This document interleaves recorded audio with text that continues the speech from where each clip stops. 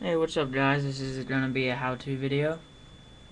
I am reorganizing all my tackle and taking out all my leg plastics because my tackle bag, it's not a box, weighs about 30 pounds and I don't really like carrying that all around ponds and stuff when I go.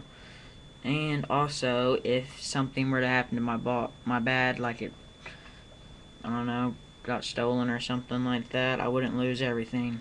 I already took out my hard baits and now I'm taking out all my soft plastics.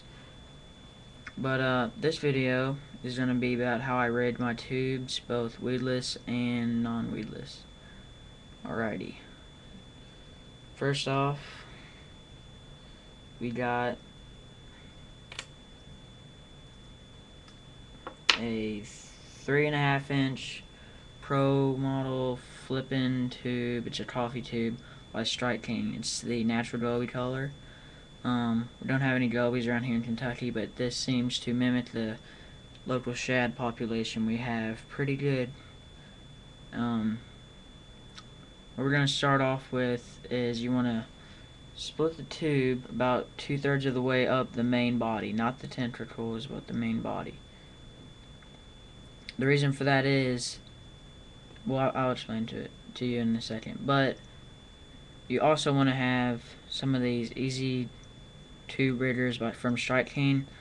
You just put the hook point down on the top and bring it out the side, and it also has the built-in rattle. This is a 3/16 ounce.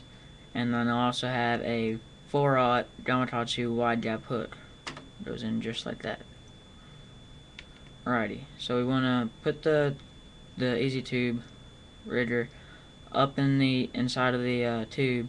Make sure that the side hole is pointed towards the slit part of the tube.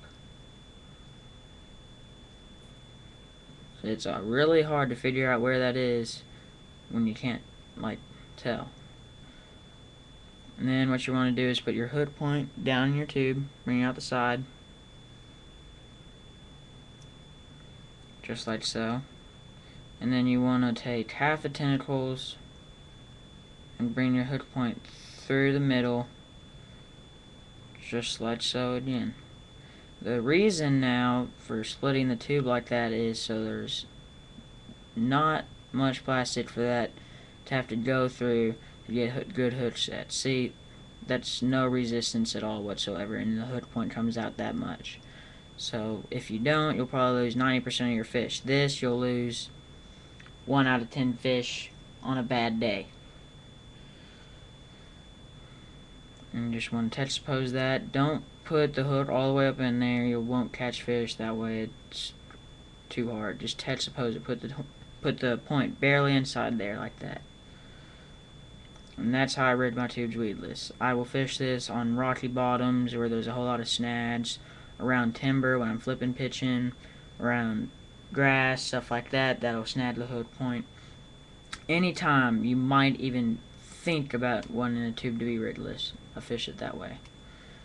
And now that's 3/16. I'll fish that in maybe up to 7 feet of water. Any more than that, I'll go up to not a half ounce, but a 1/4 ounce.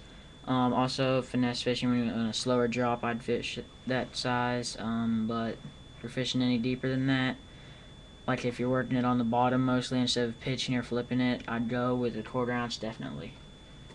Alright, next way is we got this jig head without a rattle in it.